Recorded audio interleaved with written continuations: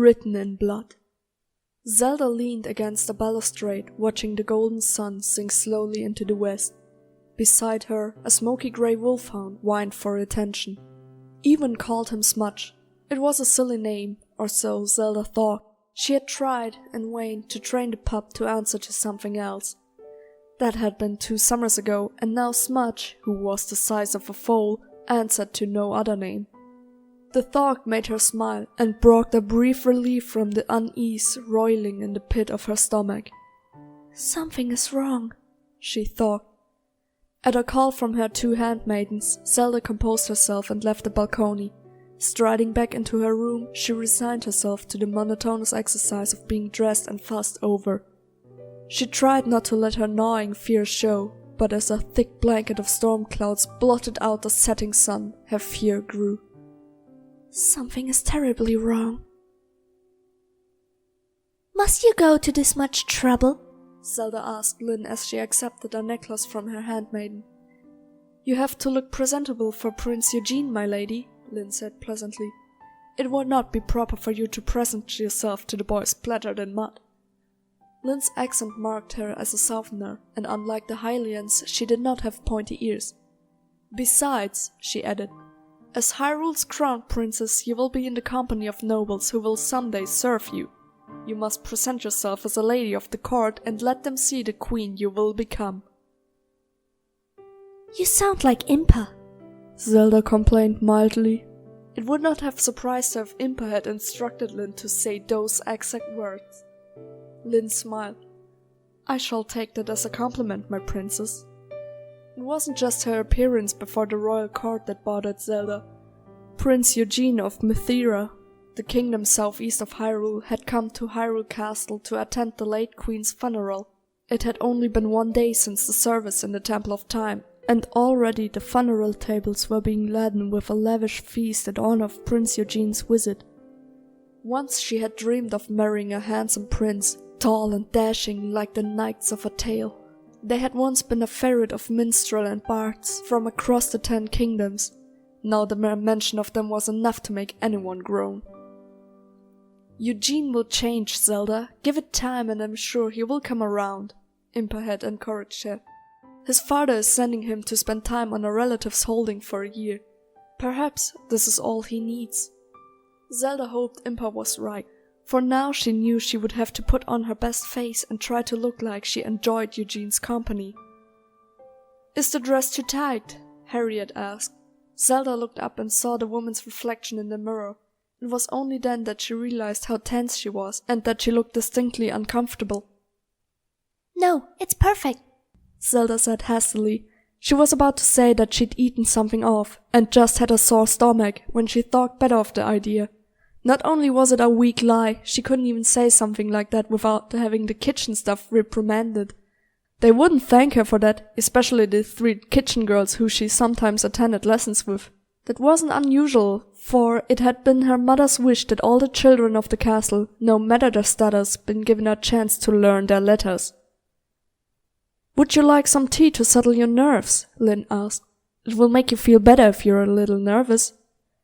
"That would be lovely. Thank you." Without another word, Lyn stepped out of the room. Harriet began taking over the appalling state of Zelda's hair, attacking it with a brush. Lyn returned, commiserated with Harriet for a moment, and then began tidying the room. The tea came soon enough, brought by a flustered-looking servant who Zelda had no doubt was being kept on his toes by the visiting nobility. He set the tea set on the table and then hastened away with a bow. Soon the fragrant aroma of tea filled the room, dulling Zelda's anxiety before she'd even taken a sip. When Lyn and Harriet finished their ministrations and were finally pleased with their work, Zelda walked over to her wardrobe and opened it.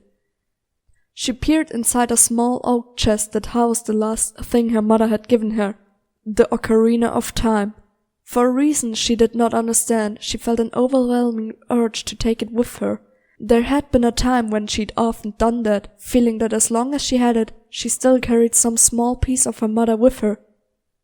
"Is all well, my lady?" Harriet's voice drew her back from her somber thoughts. Before she could reply, she was distracted when there came a knock at the door and a guardsman entered. "My lady, Prince Eugene is here to see you," he announced. I told him to wait in the sitting room, but he was rather insistent. Shall I tell him to wait a little longer?" Zelda wished for once that her chambers were just a little more private. The prince followed her everywhere, much like Ewan. "Please," she said politely. "I will be out in a moment." She was quite sure the guard groaned as he left. Eugene probably hadn't forgotten the number of times she'd made him wait on her. Well, that was too bad. If he was going to be rude, she wouldn't hurry. She looked again at the ocarina, still pondering on whether to take it with her or not. Then she heard raised voices from the other room as Prince Eugene demanded to be let into Zelda's room. Trying to do her best to maintain a serene posture, Zelda locked her chest and then dismissed Lynn and Harriet with a courteous thanks. They curtsied and made to leave. Lynn was almost out the door when Eugene nearly knocked her over as he barged into the room. The guard shuffled inside after him, apologizing profusely for the intrusion. Eugene was a tall and lean boy, a few years older than Zelda, with dark red hair and tanned skin. His red coat bore a brooch in the shape of griffin, the symbol of the royal family of Mithira. "My sweet Lady Zelda, I was beginning to think you would never emerge. Will you walk with me to the feast?" he asked. His attempts at formality did not sound entirely genuine, and Zelda was not impressed. He obviously didn't pay much attention to his tutors, or else he would have known how to conduct himself, even if it meant faking his sincerity.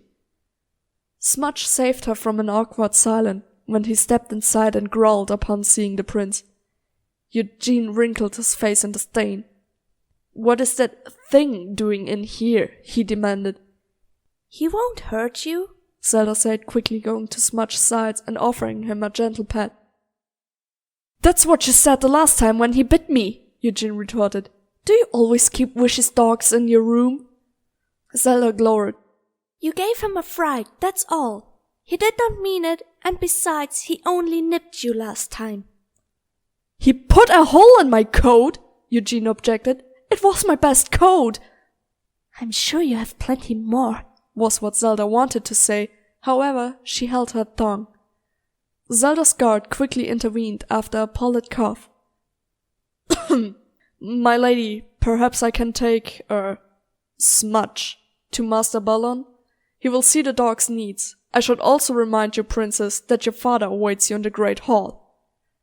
Zelda was not entirely pleased. Smudge would constantly howl when she left him in the kennels, and he didn't bother anyone when he was in the hall, except to ask for treats. Seeing no alternative, she relented and allowed the guard to lead him away. As both hound and guard left, Eugene extended a hand to her. "Shall we?" he asked. Reluctantly, Zelda accepted his hand. As she and Eugene wound their way through the corridors, Zelda could not help but notice the unusually large contingent of Gerudo guarding the halls. Still donned in their black turbans and red veils, they wore the livery of the Hylian Guard, minus the helm. "Do they always wear those cloths about their neck?" Eugene asked quietly, sounding unnerved. "I think so," Zelda whispered. She didn't want the Gerudo to catch the two of them staring. It was quite rude, and she doubted that they'd responded kindly. Not that they could do much, or so Zelda kept trying to convince herself. Was it just her imagination, or were they more stone-like than normal? When they entered the Great Hall, Zelda noticed more Gerudo amongst the usual contingent of guards. Some of the Hyrule royal guards stood among them, young men and women whom Zelda did not recognize. They can't have been stationed at the castle for long. Otherwise, Zelda was sure she would have recognized them. Captain Dragain did not seem particularly pleased to see the Gerudo amongst the usual red and blue cloths of the guards.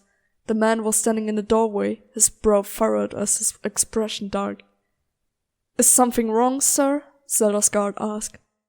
"These are not the guards I had placed on duty tonight," said Dragain, surveying the hall with a critical eye. "I am supposed to be informed of any changes. If you will excuse me, I mean to have a word with whoever did this." Dragain left. His words made Zelda feel very uncomfortable, but before she could ponder on this any longer, a herald announced her arrival. When he'd finished announcing Prince Eugene, Rozen greeted her, dressed in his black and white motley of a jester. "Ah, princess, so good to see you," he said, beaming, the bells of his jester hat jingling as he bowed. And you too, Prince Eugene. He bowed again. You both look lovely this evening. Do smile, my prince. It won't kill you. Eugene scowled. You called it a smile? Rozen asked, almost scoffing. It's about as cheery as Lord Dragmire. He always looks like he just swallowed a pea-head whole. Poor man, it must have been quite painful. Wouldn't you agree? Very, Zelda agreed, keeping her expression guarded. One of the Gerudo had overheard the gesture and was looking affronted. Nobody else gave the man any mind. He was the king's fool, and insulting people was often part of his trade. Maintaining his cheer right up until they neared the king, Roland led Zelda and Eugene to the high table which sat upon a dais at the far end of the room. The great hall was a beautiful room with fires dancing in enormous stone hearths, and skillfully woven tapestries draped across the walls. Scenes of hunts and iconic moments from Hyrule's history were laid out across the walls for all to see. During the day, the children of the palace would gather by one of the hearths for their lessons. Zelda's father sat at the center of the high table, and she was unsurprised that he did not so much as gaze at his daughter. Eugene was welcomed like a son, and Zelda glanced at the empty chair on the far side of the king, where two Gerudo stood guard. There was no sign of the occupant, who Zelda was sure was Ganondorf. There was no time to ponder this. Zelda was used to being one of the fixtures of the court's attention, which was just as well, for no sooner did she sit down than she was besieged by nobles offering their sympathies on her stepmother's death. Ewan wasn't spared this attention, but young as he was, Impa sat next to him and did most of the talking. Impa sat further down the table besides the king's counselors. She was casting occasional glances down the table at Ganondorf's empty chair, her expression furrowed. Prince Ewan, who'd chosen to sit next to her, seemed oblivious to her concern. Zelda's half-brother had refused to be seated near Prince Eugene. It was no secret that the two boys did not get along, especially after Eugene accidentally clobbered him over the head with a training sword. Although Ewan was shorter, Zelda doubted it was an accident. "Where is Lord Dragmire?" someone asked. "His lordship is not feeling well tonight," Rozen explained. "I think he took his lady's departure rather hard. Poor man. But I scarcely blame her. He's most unpleasant." The tables were arranged along the walls of the hall, leaving the center open for the musicians and the flurry of servants running to and from with platters of food. A group of men sat at the table on Zelda's left, dressed in white and grey coats with the symbol of a griffin on them. These were the members of the Mitherian envoy that accompanied Eugene. After sparing them a brief glance, Zelda shifted her gaze to her father and was not surprised to find him drinking deeply from his goblet. The wine spilled down his chin and through his bushy white beard. Even for him, that seemed a little excessive. Many nobles were casting furtive glances at him and muttering to one another. They were not impressed, and while some hid their disapproval behind forced smiles and laughter, others dared to express it more openly with obvious scolds and tiny wild jests. This wasn't a good sign. Even Rozen, who never seemed bothered by much, was staring at the crowd with a troubled expression, his earlier cheer all but gone. Zelda wondered if he suspected that something was wrong with her father. She distracted herself by listening to the sound of the minstrel playing on a harp. Even that did nothing to ease her nerves. As she gazed around the crowded room, she could not shake the feeling that something was horribly wrong. "My lady, why have you not touched your soup?" Eugene observed. "It will go cold." Zelda looked down at her bowl of thick pumpkin soup but found she had no appetite. She took a few spoonfuls, but the creamy soup seemed tasteless. The tables had been piled with vengeance, roast chicken, duck, and mutton, which was accompanied by an array of soups and vegetables. Zelda's senses seemed deadened to the rich aromas that wafted through the room. She felt sick. "There is enough here to feed half of Hyrule," she thought. "This is not right." Impa seemed to be just as unamused at the overabundance of food. The Gerudo, Zelda noted, were barely touching their meals. The music played long into the evening, and by then Eugene was trying Zelda's patience, making comments on just about everything being substandard to Mitheria's capital. "They can't even cook a decent feast here, honestly." Making a determined effort to ignore her betrothed, Zelda stared at a pair of nobles' children flicking pie at each other. They were a few years younger than Ewan. The boy squealed with laughter as the girl flung a spoonful of the pie that splattered upon his nose and dripped onto his coat. The girl joined in, laughing hysterically. Zelda smiled, wishing she could do something like that without causing an absolute riot. A taller girl sitting beside them, whom Zelda presumed was their sister, was pretending that she didn't know them. The food fight continued until a woman got up and strode over to them, her nostrils flaring. When the two children realized they'd been caught, Zelda almost laughed at their remorseful faces. "You there!" Zelda heard Eugene yell at a passing servant. "Bring me something better than this slop!" She did not bother looking up, but kept fixated on her own bowl, her lips in a thin line. She cast a pitying look at the servant, but the young man was already scurrying away. Apparently, Eugene's distractful behavior hadn't gone unnoticed by his entourage, for one of his attendants came over, tapped him on the shoulder, and then beckoned him outside for a quiet word. Whatever was said, when the prince returned, his cheeks were red, and he looked suitably challenged. Serves him right, Zelda thought.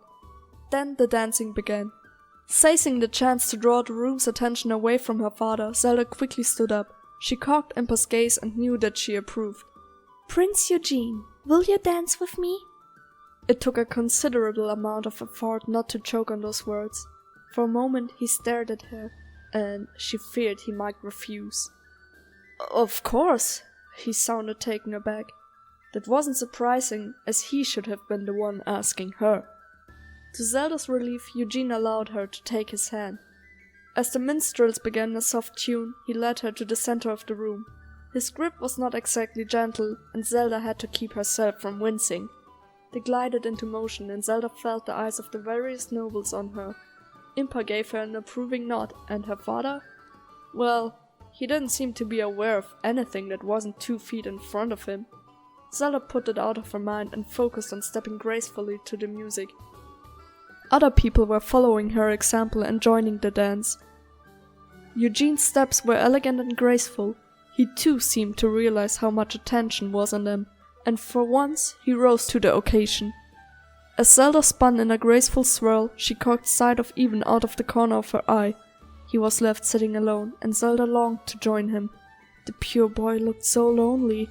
She was so distracted that she nearly tripped. "You're trembling," Eugene observed. It's cold, Zelda replied. It was a miserable lie. She'd have to learn to do better than that. I'm sure I'll warm up soon enough. She was quite sure Eugene didn't believe her, but before he could reply, the next song began. They changed partners, and Zelda dragged Ewan onto the middle of the floor. The look of relief and his gratitude that someone had remembered he was even in the room tugged at her heart. Then it was time for the next dance. She changed partners, and then when the next song began, she was back with Prince Eugene again. Unfortunately, he spoiled the moment by excusing himself to the privy. Sweating and tired, Zelda looked around for Ewan again. The sister of the two children, whose food fight she'd witnessed earlier, was dancing with him. Zelda felt too tired for another dance, and she was feeling sick again. Politely, she accepted her next two partners and was able to slowly steer herself towards the high table. Politely declining her next partner, she collapsed back in her chair and waited for Eugene to return. She would at least bid him good night before she left. She almost jumped when a hand touched her on the shoulder. Twisting around, Zelda came face to face with Impa. The Sheikah's gaze was savage, and although Zelda was used to this, it seemed harder than usual. "Are you alright, princess?" she asked quietly. Yes, of course. Where are you going? Zelda asked. She flicked a glance at Ganondorf's empty chair. "To get some fresh air," Impa replied before lowering her voice. "Stay here. I need to find out where Ganondorf has gone. I will be back soon." Zelda nodded and watched as Impa left the hall.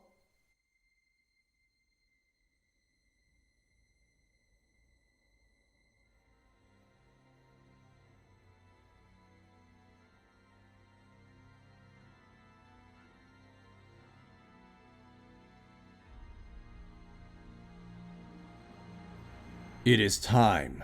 Ganondorf smiled a predatory grin that would have made most people flinch. He stood on his balcony, listening to the music and laughter drifting up from the hall below. Further afield, the city of Castletown slept. Sleep on, Hylians, he thought. The hour of your doom approaches. Tomorrow the sun would rise to behold a smoldering ruin as ashes drifted on the wind like snow. The Hylians were so sure of their stone walls, of the protection it gave them. They ate and they drank, so certain of the future and so confident that no power would dare rise up against them. Ganondorf would prove them wrong. The Kokiri boy had the 3 spiritual stones and was on his way to Hyrule Castle. Ganondorf's servants had confirmed it. All he needed to do was keep the custodians of the Temple of Time from interfering. He'd already dealt with most of their lot and only lamented that he'd not been able to find the leader of their order, the king's bastard brother. Nobody had seen him since he'd fled the court. That didn't matter now. Foolish princess, he thought. Did you really think I wouldn't notice your little errand boy? The boy didn't realize that the princess was using him. Stupid whelp. The Sheikah and their Hylian allies had often used children as spies in their checkered past. Grabbing the skull mask from his desk, Ganondorf felt the warm wooden texture of its frame. He slipped it on, and the mask's power washed through him. Instantly, he felt a keener awareness of his surroundings. The flow of power coursing through his veins was invigorating. It also made him invisible to all but those most sensitive to the flow, or magic as it was more often called. Ganondorf made his way to the dungeons of Hyrule Castle. The deepest cells were pitch black, but the mask gave Ganondorf the ability to see as though it were daylight. He could hear the whispers and moans of several inmates in their cells. The place reeked with the smell of their refuse. Most of them were thieves, murderers, traitors, and worse. Several guards paced down the dark, damp corridors. They were oblivious to the Gerudo in their midst. Ganondorf sneered and would have relished slamming a knife into their throat there and then. Patience, the mind of the beast within the mask cautioned him. Let them enjoy a few more precious breaths before you end their lives. Ganondorf found himself in a room deep beneath the dungeons. It was a cavern of sorts constructed by the kings of old. At its center stood an old stone archway atop a dais. The Hyrulean kings had built it to escape if their castle fell, but that had been eons ago. Of those few who possessed the knowledge of this archway's purpose, Ganondorf had made certain they could not interfere with his plans.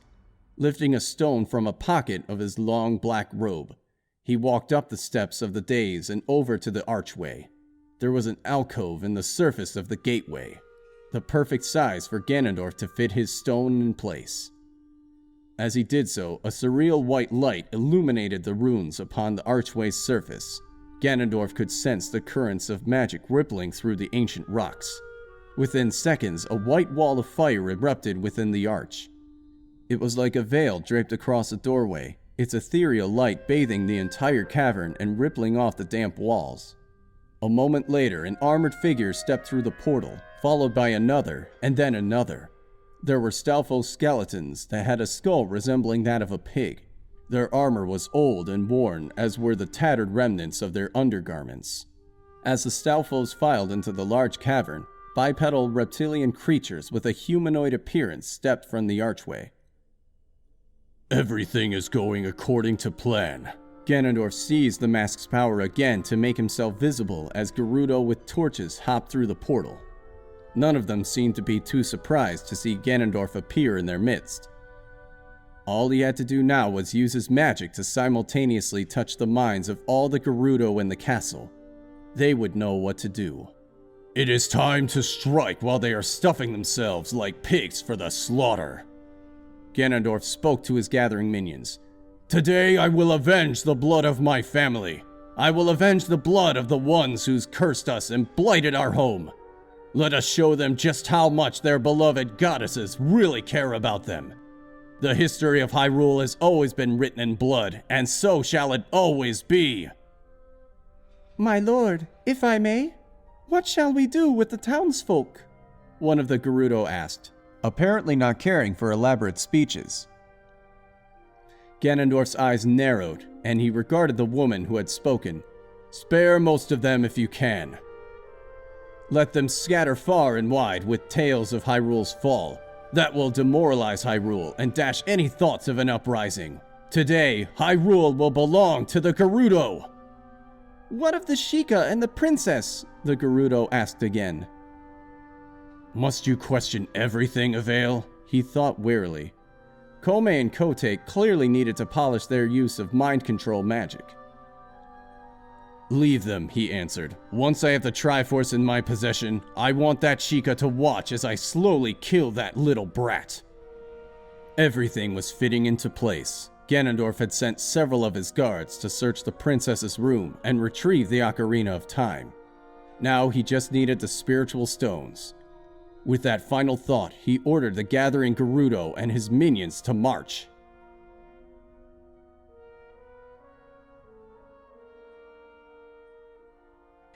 Ewan watched as Zelda dismissed herself from the high table. She spoke a few words with Eugene, who just re-entered the hall, and then left. Eugene turned to follow her, seemed to think better of it, and resumed his place at the table. Rowan, the fool, was trying to dissuade the king from consuming another goblet of wine. Ewan felt very alone without Impa or Zelda. Normally, he would have gone off to join the other children who sat by the hearths where they would watch the court entertainers or listen to a story.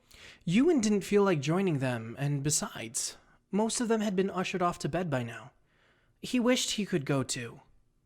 When the dancing had finished, most of the hall settled to listen to a minstrel's harp. A small group of children who'd not gone to bed sat huddled by a hearth, eagerly watching a puppeteer's performance. A loud clap of thunder outside threatened to drown out the sound of the music.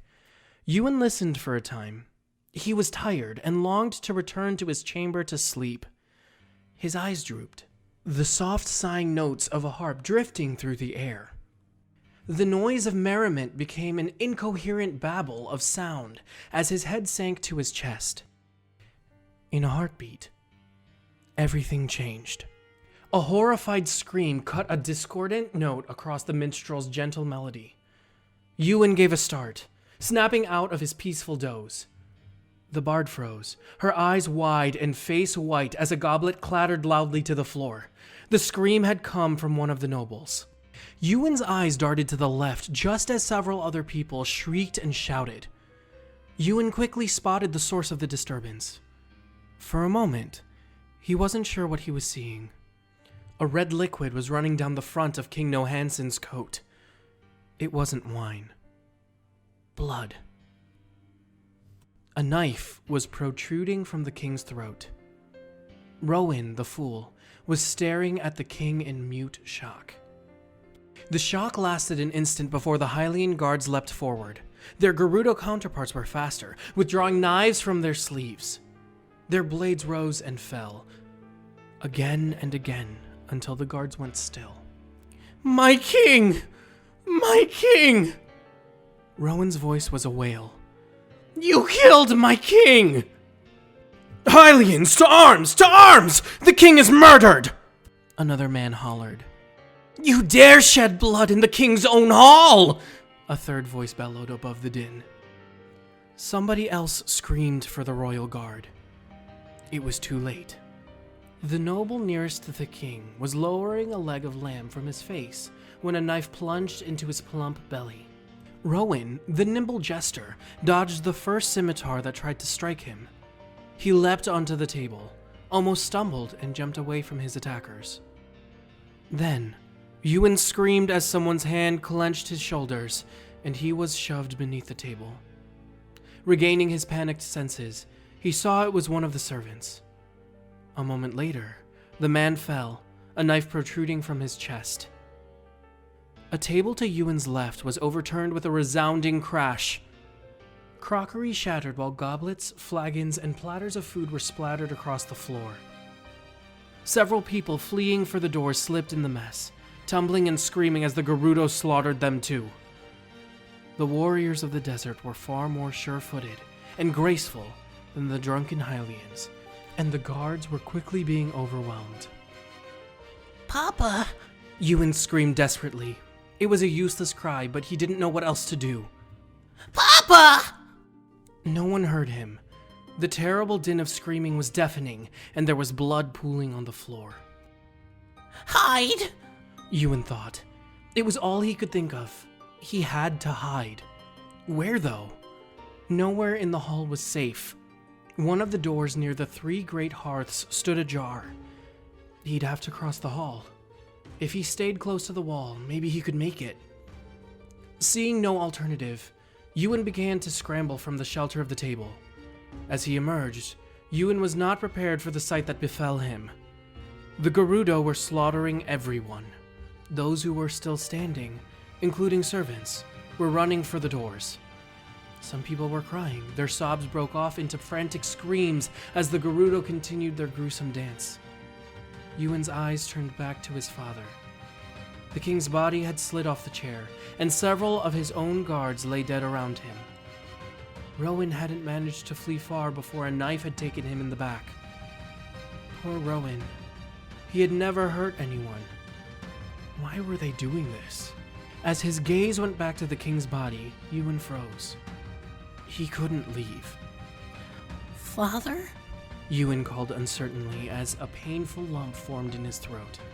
He stumbled towards his father, not paying attention to the surrounding commotion. Then, somebody grabbed him roughly by the shoulder. Prince Ewan! Ewan looked up and recognized Captain Dragain. The man pulled him away from the king even as Ewan struggled against him. Come on, boy! I'm getting you out of here! Dragain had to shout to be heard. Ewan felt tears forming in his eyes then. A real prince never cries. Didn't they? Ewan didn't care what anyone thought of him for it. He wept then. No! He yelled, fighting against the man who gripped him. He wouldn't leave his father. No! I have to help him! There is nothing you can do for him, Dragain told him severely. Ewan struggled against his grasp, still desperate to get back to his father. He's not dead. Just asleep. Just asleep. Maybe he'd drunken too much wine. He screamed harder until his throat felt raw. Dragain hauled him off his feet and onto his shoulders. No! Ewan screamed. Dragain ignored him, running for the doors out of the hall. Ewan called out to his father, but the king never stirred. Father! Wake up! You have to wake up! He saw Prince Eugene hiding beneath the high table. Creatures were pouring into the hall now. Creatures of nightmares and stories. Some resembled skeletons donned in armor. Others looked like bipedal reptiles wielding long blades. The hall's trapped occupants fled in another direction. One of the reptilian creatures reached out to Eugene with its clawed hand, digging its claws into his leg as he tried to hide under the table. Eugene was pulled screaming from his hiding place.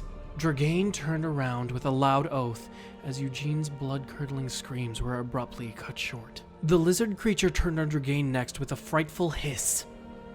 Ewan turned his head and yelled as its blade came slicing through the air towards him. Dragain thrust his own sword into the beast. As he struck the beast, Dragain stumbled, and Ewan's weight sent him off balance. The cold marble slapped Ewan, knocking the wind out of him. Strangely, Ewan didn't feel anything. Dragain got up quickly, grabbing Ewan before the boy could scramble to his feet. Everything became a blur as tears flooded Ewan's vision. A real prince does not cry. Ewan did not believe that now. More beasts were spilling out through the doorway and charging towards Dragain. A blade struck the man through the chest, and he dropped Ewan again. Ewan hit the cold marble with a thud. He glanced up at Dragain in time to see his attacker wrench its blade free of the man's chest. Dragain fell to his knees, and for an instant, his eyes met Ewan's. "Run, boy," he gasped.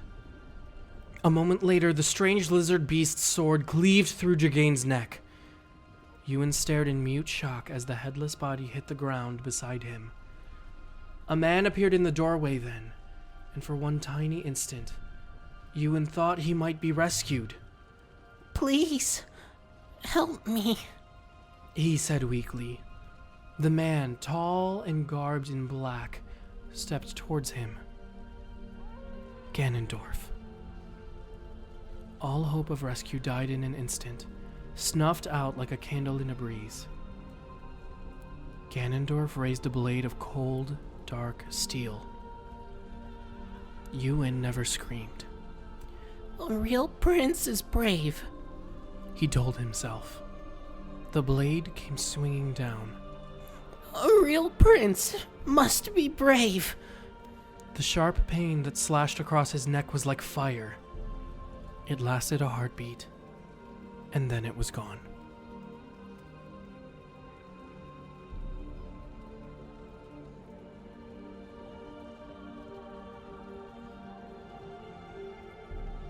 Minutes earlier, Zelda's head was throbbing. As she ascended the steps to her room, she heard the loud crackling boom of thunder outside. When she reached the landing before the royal apartments, she noticed something odd. There was no one in the corridor. Where are the guards? There were always guards or servants in this corridor. Now the hall was quiet, except for the faint crackle of the torches in the sconces along the wall. Another clap of thunder nearly made Zelda's heart leap in fright. She took a breath and approached the door to her room, only to discover it was open. Perhaps one of the servants had gone inside to do some cleaning. That didn't seem likely. Just about every servant in the keep would be either seeing to the feast or preparing rooms for the various lords and ladies who were visiting the palace. Zelda stepped into the sitting room and her heart stopped. Just inside the doorway, 2 guards lay on the floor. Their unseeing eyes, wide with shock, stared up at the ceiling, and their mouths hung open in a scream, silenced forever. Oh no! Zelda gasped. She should have run for help, but in that moment of panic, she didn't think. She ran into her room to find it looked like the aftermath of an earthquake. Sheets from the 4-poster bed were strewn across the room. The bed itself had been slashed and pillow feathers lay scattered about the floor. The contents of her wardrobe, dresser and trunk had been scattered throughout the room, her jewelry laid in a muddled heap near the table they had been thrown from. Only the silver tea set seemed to remain untouched. Zelda desperately wanted to scream, but could not. Whoever did this was after something. The ocarina! The chest housing the precious heirloom was open on the floor.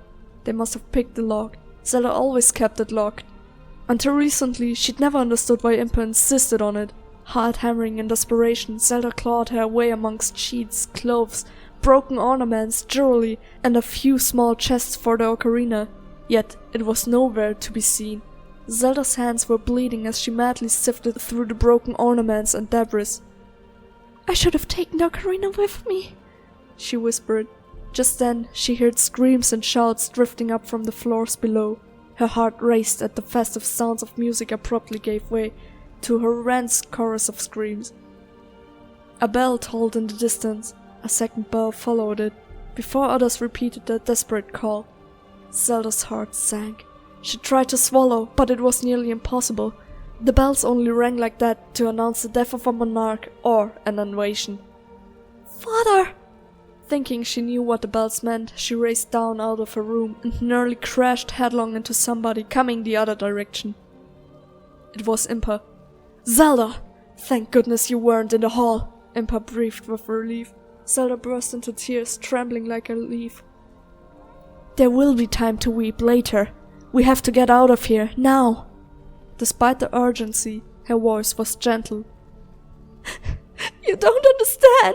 They've taken the ocarina! Zelda choked through her sobs. The ocarina is safe. I grabbed it after you had gone, Impa said soothingly. When Dragain told me about the change of guards, she paused and hugged Zelda tightly. Then she gasped as she saw Zelda's hands. What happened? I slipped on some glass, Zelda mumbled. Impa frowned, ushering her back into the room where she tore 2 strips of the bedsheet before wrapping the numerous cuts. Impa clicked her tongue, not impressed by the hurried bandaging. I'm afraid that will have to do. Zelda looked up, wiping the tears from her eyes with the back of the bandage. Where is the ocarina now? She asked. Impa held out the blue oblong-shaped instrument and Zelda took it. See? It's safe, Impa said gently. Ganondorf has summoned an army within the walls. I do not know how he did it. but there is a secret passage in my chamber. One of the exits leads to the stables. What about Ewan, Eugene, and my father? Zelda asked.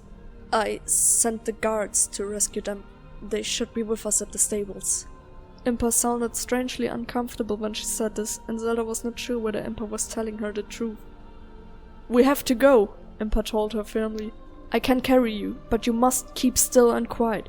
Do you understand? Zelda nodded and placed the ocarina in her satchel that lay discarded on the ground. She strapped the satchel over her shoulder and let Impa carry her. Impa ran, and Zelda was jostled roughly like a ragdoll. I am sorry, Impa said breathlessly, as they left the royal apartments. This will not be comfortable. Zelda doubted that would have made much of a difference. The corridors were filled with the bodies of dead guards, both Hylian and Gerudo. Other creatures that Zelda had never seen before lay amongst the dead. The entire castle seemed to tremble in dismay at the slaughter occurring within its walls. They were alone now. The attackers appearing to presume everyone in this part of the castle was dead. One by one the bells went silent, never to sound again. As they entered a corridor just before Impa's study, a group of soldiers in the livery of the royal guard raced up to them. Sir Toru, have you seen Ewan or the king? Impa demanded of them. The black-haired guard standing before her bowed his head. I'm sorry, my lady. I saw the Gerudo King strike the boy down. The man said, the solemn tone in his voice gave way to anger. Prince Eugene and his envoy didn't make it either. The king. They killed him. Impa went rigid. So did Zelda. No, this isn't happening, Zelda thought. Goddesses, please, this can't be happening. Father, Ewan. Zelda wanted to scream, but her voice came out as a feeble whisper. Eugene. She might not have liked Eugene much, but he didn't deserve what happened to him. I need to get to the stables. Are they still secure? Impa asked, holding Zelda tightly as she moaned weakly. Last I heard, yes, but there must be hundreds of Ganondorf's things swarming the castle. We won't be able to hold the palace grounds for long.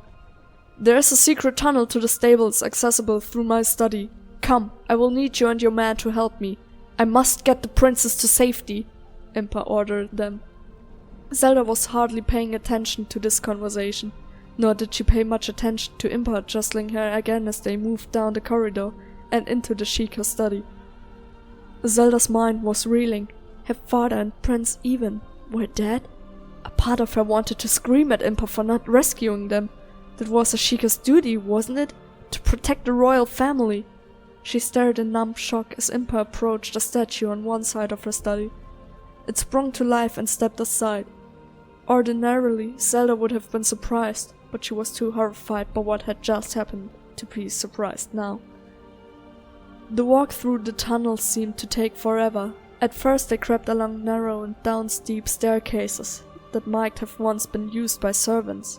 Cobwebs wrapped the passage like thin curtains, and Zelda half expected to feel tiny spider legs crawling through her hair. At another time she might have been astonished and slightly disconcerted to discover that there was a hidden network of tunnels within the castle walls. Most of the old passages were blocked or destroyed over time, Impa explained quietly, in answer to a question Zelda hadn't heard. I am one of the few who still know of their existence. The sound of pleading echoed between the walls, and everyone fell silent. Then the desperate sobs were suddenly broken off, followed by more shouting. The words were muffled, but the accent was unmistakably Gerudic. Even then, Zelda was able to glean some pieces of what was said. Someone was unhappy about the cold-blooded slaughter and was now engaged in a heated argument with their superior. The guards exchanged glances and Impa motioned them forward. The sounds of battle were louder and echoing from somewhere outside. Then they were descending another flight of stairs that seemed to go on forever. At last they reached a long passage and nobody said anything until they reached a ladder at the end, which led up to a trapdoor. Zelda found herself being handed to Toru, who set her down when Zelda insisted she could stand, while Impa climbed up to the trapdoor. She pushed, and for a horrible moment Zelda feared there might be something on top of the heavy frame. Then the door gave way, hinges creaking. Dust and strands of straw fell through the opening, and Impa thrust the door aside. A pitchfork nearly skewered her, but Impa's quick reflexes caused her to recoil. A stable boy stood by the trapdoor, his eyes wide with fear. "My lady, forgive me, I thought—" He stepped back as Impa pulled herself up out of the trapdoor without a word. The guards went through next, followed by Toru and Zelda. She was relieved to see the stables appeared to be untouched so far. The horses were skittish, however, knowing full well from the screams echoing through the night that something was horribly wrong. "My lady, what's happening?" the stable hand asked, his voice shrill with terror. He hadn't dropped the pitchfork and the crude weapon shook in the boy's trembling hands. "Master Lon went to see what was going on. He hasn't come back." "Use your eyes, kid," Toru growled. The boy flinched. "We're under attack. Help us saddle the horses."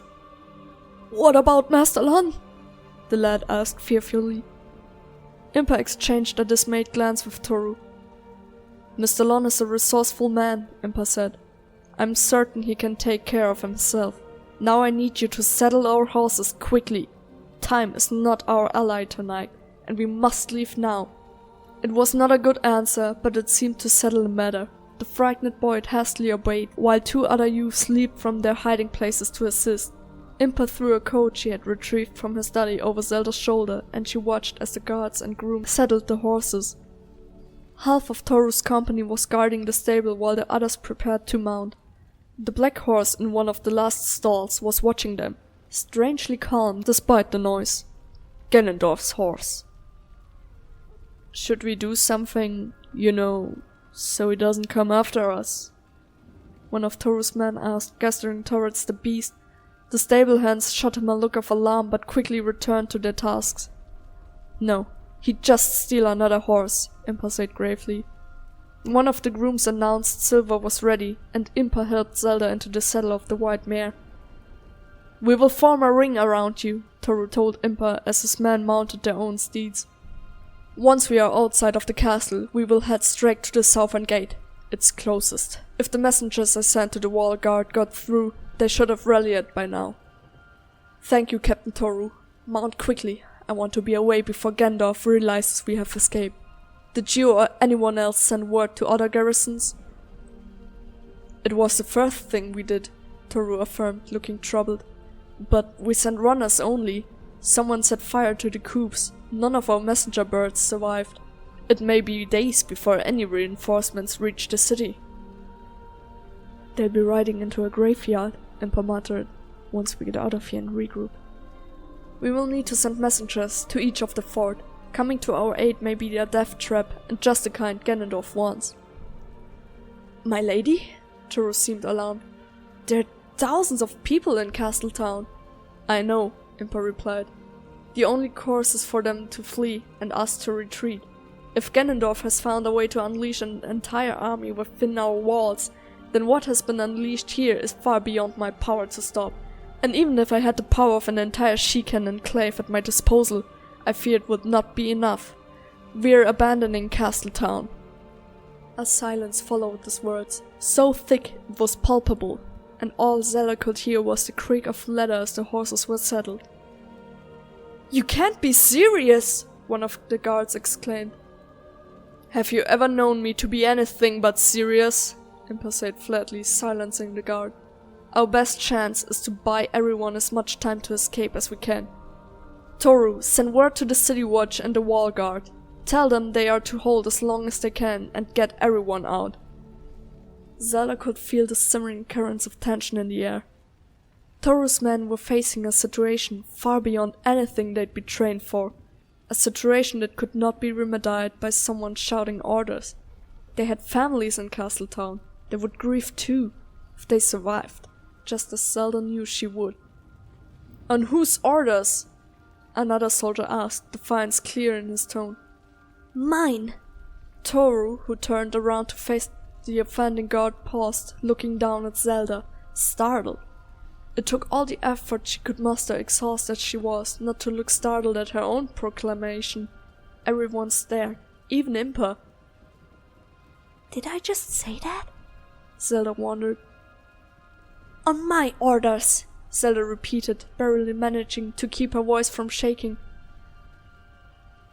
Impa is my father's advisor, and mine as well. You will treat her with the same respect you would give my father, and you will follow her orders as you would follow his.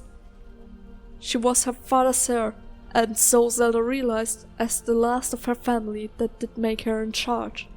Sort of. The silence that followed her proclamation was even thicker than the last, but it lasted for only a few heartbeats before Toru nodded. "As you wish, my lady," Toru replied, offering her a polite nod. He stared at several of his kinsmen. "You heard the princess! Get moving! We won't be beaten down like dogs. We hold the line as long as it takes to evacuate the city. I want the wall and city guards to move towards the castle and hold the damn Gerudo back." The soldiers obeyed and ran out of the stables.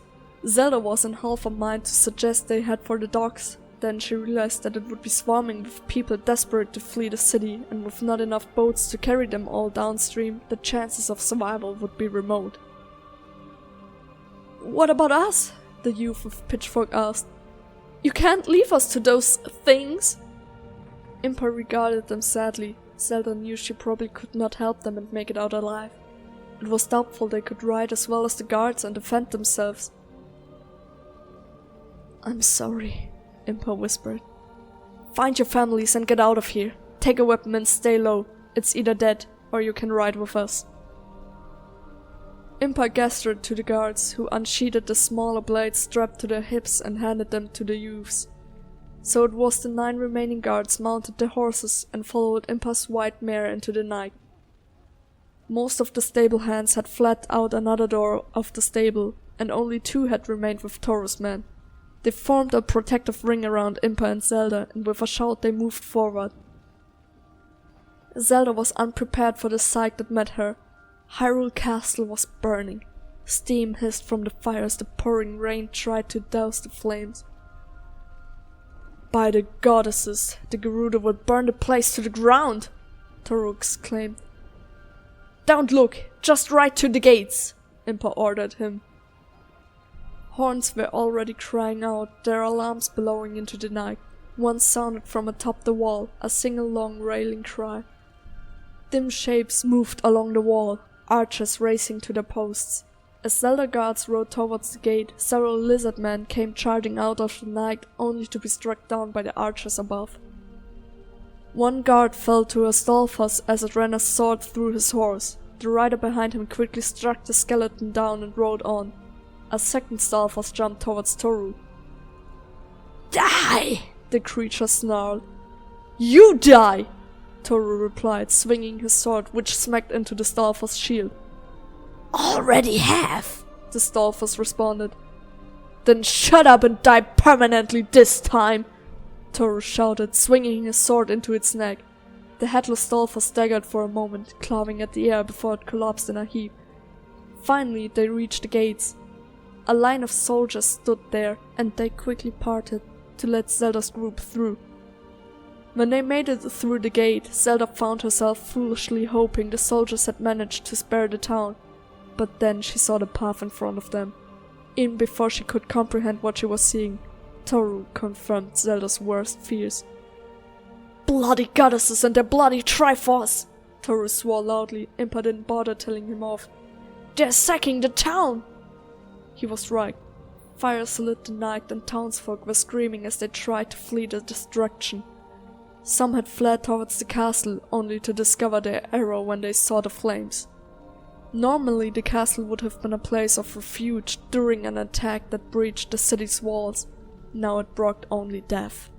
As per Impa's orders, a shield wall was forming on the path, the soldiers screaming for the people to go back the way they'd come.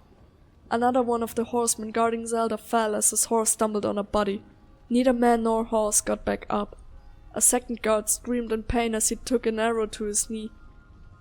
"We're being followed!" came a desperate yell. Zelda could not see behind Impa, but a very rare and rather loud oath from her confirmed Zelda's worst fears. Ganondorf was coming after them. "Impa, we will hold him off!" Toru yelled. He turned his horse and took off in the direction of the castle. It was only then that Zelda realized that some of the town guards had rallied around her horse, hoping no doubt that someone could provide some order amidst this swirling sea of chaos. Impa shouted for Toru to get back, but he didn't heed her. He barked an order to several of his remaining guardsmen, turned the mounts back up to the path. "You lot!" Zelda wasn't sure if he was addressing his men or the ones who joined them. "Stay with Lady Impa! Protect the princess with your lives!" And they did. Toru charged with his remaining guard, disappearing into the night. Zelda watched them go, knowing that she most likely never see any of them alive again. After that, all was confusion amidst an endless thunder of hoofs. Soon the southern gate was just in front of them. Zelda realized with horror that the drawbridge was raised. Either somebody had panicked when they heard the bells and shut the gate, assuming the attackers were outside the city, or someone had tried to cut off their escape. Impa, the drawbridge is closed! Zelda wailed. Perhaps the goddesses had abandoned them. "Not if I have anything to say about it," Impa said, her voice resolute. She gave a sharp whistle that nearly deafened Zelda, who instinctively went to cover her ears. She felt the saddle move beneath her and then realized she was falling. Zelda gasped. Impa gripped her tightly and her heart missed several beats. Impa had reigned in silver and they were now stopped just shy of the drawbridge. "You three!" Impa barked as several guards formed up alongside Silver. "Get the drawbridge down!" They nodded and left. Impa steered Silver into the shadow of a building and the last of their guard rallied around them. Somewhere an owl screeched and then Impa stiffened as she muttered something that Zelda didn't hear. It seemed to take forever for the drawbridge to lower. When at last she heard the clinking of chains, Zelda watched the bridge lower, inch by painful inch. At an order, the last of Zelda's guards charged with a rallying cry. Even before it was fully lowered, Silver began her desperate charge. The bridge thudded into place, but Zelda's relief was short-lived. Through the thick, steady steam of pouring rain, Zelda realized there was something. No, someone standing in the middle of the path beyond the river's edge. Impa, stop the horse! Zelda screamed. Silver's hoofs struck wood. "I cannot! We will die if I do!" Impa yelled back. She turned to scream at the figure as the horse rapidly bore down to them. "Get out of the way, kid! Move! Now!" As the gap between horse and child grew shorter, Zelda realized who it was. Link.